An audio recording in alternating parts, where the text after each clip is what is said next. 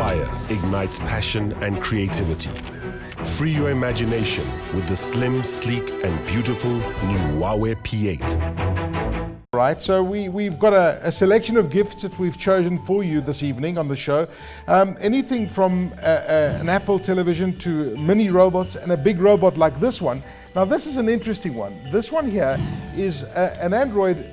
It's not an Android, it's called a mechanoid, okay? You'll see it here booting it up. Hello mechanoid. And this is, hello Aki. This is one designed by Meccano, and what's brilliant about it, I mean, this is a company, Toby, that you and I grew up with. I grew up playing with Meccano sets. Exactly, and it's interesting, this company was bought by a French company because Meccano was one of those companies like Lego who kind of had to find their way in their world of technology. But hard to find a new role for themselves. They were great mechanical toys. Yes. I've still got the box my father gave me when I was a kid. It was very steel, very screw nuts and bolts, are not the kind of high-tech stuff of today. So this company, they were based in Liverpool, and a French company has bought them now, and they've kind of re-energized it, bringing out a device like this. And I saw this at CES this year. It has certainly created such a hype at the stand, because what this is a programmable robot. It's now been put together, and it's got motors, it's got special eyes, it's got a camera, it's got sensors built into it, it's got a pretty large battery, and it's a great toy to build. There's over 1,000 pieces. There's two versions. There's one that's this high that you see here, and there's a smaller one that's this high. This one retails for about 5,000 Rand.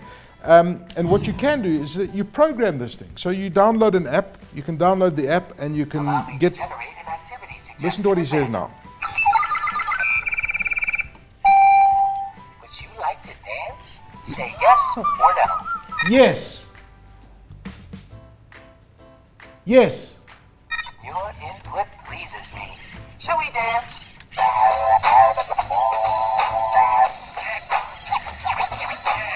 Shall we continue? So if you wanted to move forward, for example, or backwards, for example, it's got all that functionality on the robot itself. Or just round in a circle again. I'm glad to see you've nailed it, Aki.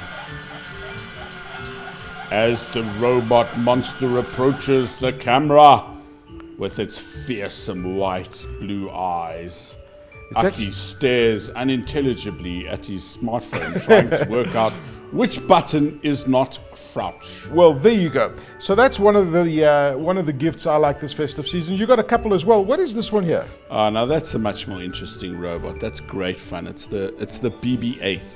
It's the robot version of the character in the new Star Wars movie, which will have just come out. And it's a very clever little device. We've reviewed it on the show while you were in Cape Town 1 week. It was like having a robot in the studio, as always. The other thing that we've got over here is the new Apple TV, and it looks like this. And these devices, I think the streaming devices, we're going to see a plethora of them coming up next year. I think in 2016 is going to be the year, perhaps in South Africa, that we're going to see quite a substantial increase in streaming devices in the market. And this is the new Apple TV that's been launched. It's come out, and it's a lot more powerful than the previous Apple TV, and it's certainly one that's going to be on many people's Christmas wish list. It's got a new enhanced remote with different functionality on it, which I think is pretty cool. I got to say, well, I've been very impressed. The most impressive thing I've thought of so far with the Apple TV has been this remote. It's a different interface. Yes. This functions as a large button and a trackpad. Then you've got the usual menu, which is a back button, play, pause, and then you've got this new Siri button. And the idea is that you can use this kind of as an extension to the device itself to get a Siri search. And that's where the functionality is very impressive. Siri, I want to watch a movie about robots. Yeah. And that's where something will come up. And this is the Intel stick, and it's the compute stick, and literally this is a computer on one stick, and you plug this in to the back of your television into the HDMI port, and this has got Windows 10 on it. Believe it or not, this is a fully functioning computer. It's got wireless, it's got Bluetooth, it's used as a media center. You've got an SD card slot over here. You can it comes with 32 gig standard on here, but the SD card is extendable to 128 8 gigs of storage space. But it's amazing to think that this is an actual computer that adds the computing functionality onto your screen, and being able to stream media and content, and even browse the internet just using your television. So this is the Intel Compute Stick. I suppose a Bluetooth keyboard and mouse. Yeah, you can attach all of that. There's a USB attachment on the side, so you can add all sorts of other things. But the Bluetooth, obviously, this is just under $2,000, available in South Africa. I mean, if you just think about the evolution of computing power, the fact that that is a computer that you can plug into a television. The other interesting device that's been launched this year in South Africa and internationally is the Apple Watch. And I must say that we both love the Apple Watch in terms of the functionality as a smartwatch, but it's still got limited functionality. But the point is, it's a sexy device, and you want to have it and you want to play with it. You want to be able to do the funny drawings that you can do and send it to other people and read your heart rate and share your heart rate. But really, from a technological feat, it's amazing what they've actually managed to get in here. But the fact that you don't have to pull out your phone every time to read those notifications is pretty useful. But it'll be interesting to see what the second generation of these things do. If they start reading your blood pressure from your wrist and analyzing your oxygenation levels and adding more healthcare functionality to it, then they really start getting interesting, Toby. I think if you're an active person, it has a lot more immediate functionality, because most people are already wearing a Fitbit or an Up Band or some kind of tracker. So it replaces that, and it adds another level of functionality. I'm excited for 2016 because I think next year is going to be the year of where wearable devices in healthcare start changing the landscape of technology, because I think that's going to be one of the biggest growth points. And I think it's going to start off in January of 2016 when the X Prize, being the Tricorder X Prize, gets announced. There's 6 finalists. One of them we featured on the show, which is the Scanadu Scout.